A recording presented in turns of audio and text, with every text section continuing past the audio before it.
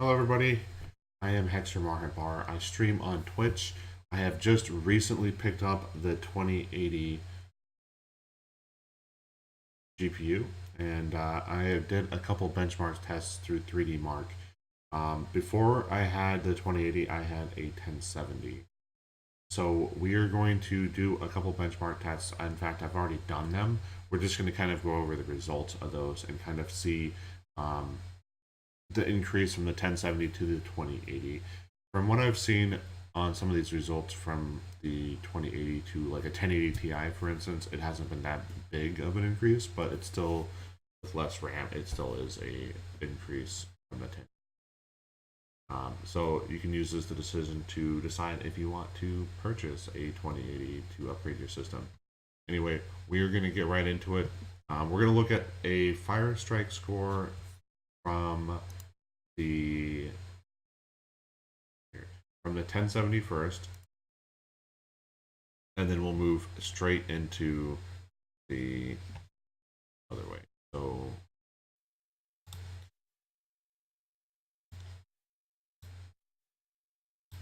So anyway, here is the Fire Strike score from, actually this one is not from the, it is from the 1070. So this is the normal Fire Strikes through 3D Mark. This is one of their medium tests, I should say. It's not like the super highest ones. On the 1070, the total graphics score was just under 15,000. Really what we want to look at right now is the graphics score itself, because this is really what's going to measure the GPU versus the CPU tests and stuff like that we see in some of the other tests. So anyway, on the graphics test one, we saw 81 frames per second, and on the second one, we ran at 68. So if we want to do a quick comparison to these right here, we can go ahead and load the 2080 on the Fire Strike. And you can already see once this loads up that it was a significant increase in score here. The graphics score alone was a lot higher. So if we pull up the other image right here, we only had a 17,000 graphics score, and we were only running at 81 frames a second, and the 2080 was running 130, 104 for the second one. So we had gotten a significant increase in that alone.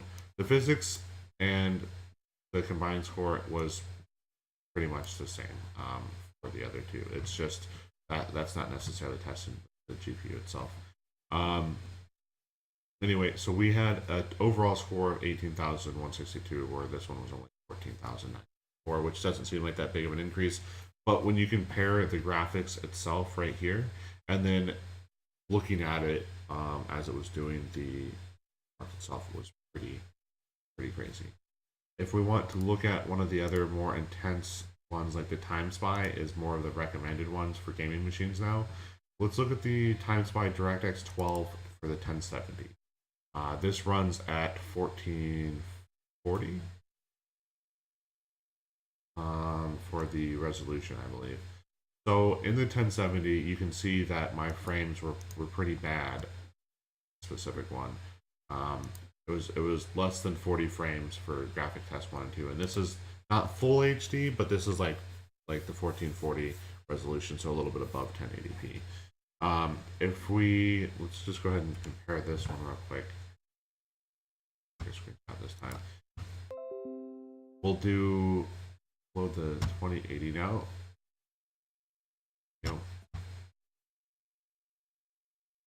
Pull this up. So the overall score was 5,755 with the 1070, and it was 9,571 with the 2080. If we look again specifically at the I'm sorry, I think I said that backwards. It's 5,755 with the 1070 and 9,500 with the 2080. I think I might have said that wrong. The graphics score here for the 1070 was only 5,706, and then the graphics score here was 10,688. And you can see a significant increase in the frame rate almost, not quite double, but almost double. So we had 69 frames a second on the graphics test 1, and then just under 62 on graphics test 2, where we were at 37 and 32. So you can already see a huge, huge increase. I didn't change anything else in the computer itself other than the graphics card. I'm running on the Intel Core i7-6800K, and I'm running 16 gigs of RAM.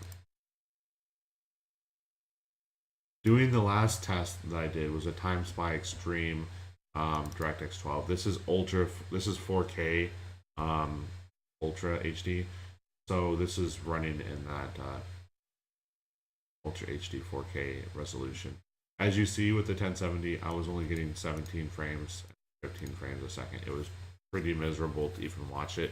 It was like watching the benchmark. It was really, really jumpy and laggy. It just did not look good. It didn't look smooth. It was rough. So let's load up the other one here.